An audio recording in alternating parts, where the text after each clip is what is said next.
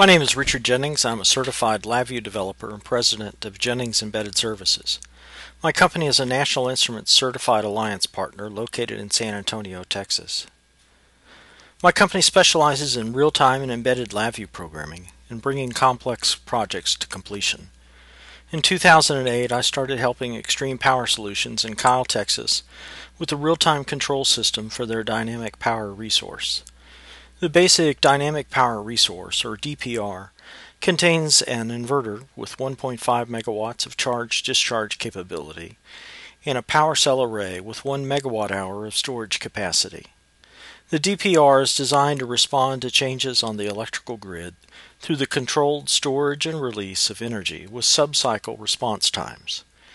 And multiple DPRs can be run in parallel to scale up to meet customer requirements. In 2009, Xtreme Power was contacted by a wind farm operator in Hawaii. The local electrical utility was refusing to allow them to connect any more wind turbines to the grid until they could reduce the variability of the wind farm's output. Xtreme Power installed a 1.5 megawatt DPR at a wind farm in Maui to help the wind farm meet the ramp rates required by the local utility. The chart above shows the output of the wind farm on a day when the trade winds were constant. The blue line is the power seen by the utility, the purple line is the output of the wind farm, and the yellow line is the output of the DPR. Around 9 p.m., one of the turbines faulted and went offline, causing an immediate drop in power. Note that the DPR immediately pushed out power to make up the difference and provide a controlled, gradual ramp down in output power, according to the ramp rate the utility specified. A few minutes later, when the turbine came back online, the DPR consumed excess power to recharge its power cells and provided a steady ramp back up to full operational power. However, wind and other renewable energy sources are rarely steady. In this chart, we see the wind farm output on a gusty day. As the power generated by the wind farm fluctuates, you can see how the DPR complements the wind farm to smooth out the variability and provide an output that meets the utility's ramp rate requirement. Based on the success of the Maui installation, Xtreme Power built a 15 megawatt DPR system at a wind farm on the Hawaiian island of Oahu. The basic control elements in a DPR system are a PC-based server to provide local control and data storage. The PC also contains a web server providing the primary customer interface into the system. The main controller for the DPR system is LabVIEW RT on a National Instruments PXI computer.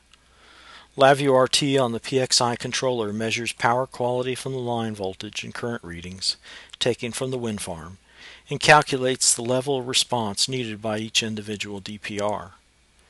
Inside each DPR is a National Instruments single-board RIO controller. The SB RIO slave responds to commands from the PXI master and manages the power cells.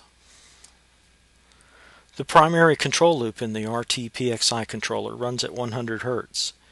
LabVIEW RT reads in the FPGA-acquired voltage and current signals from a DMA FIFO, scales and then processes the signals. Proprietary control algorithms calculate the necessary P and Q signals, and then they are sent to each DPR. LabVIEW programmers will recognize this as a familiar acquire, analyze, control data flow program. Data is sent back and forth between the DPR modules down two paths. A non-real-time Ethernet link is used to send bulk data and command packets via UDP. Closed-loop control information to and from each DPR is transmitted over a proprietary fiber optic interface.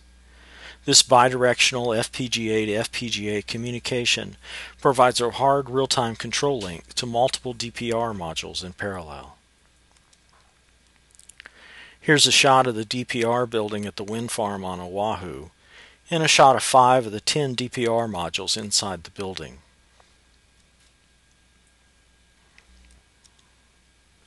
Inside each inverter is a single-board RIO to manage the power cells and handle communications to the PXI master controller. Some of the data that's gathered includes the analog DC voltage and DC current, and the P and Q signals that are coming from the RT master controller. Here's a shot of the main control cabinet with the NI PXI controller and the voltage and current acquisition modules.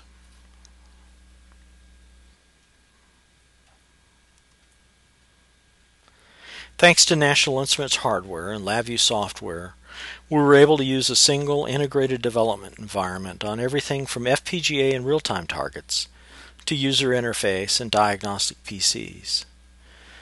LabVIEW allowed Xtreme Power to deliver a robust system to fill a critical need facing green energy today. Thank you very much.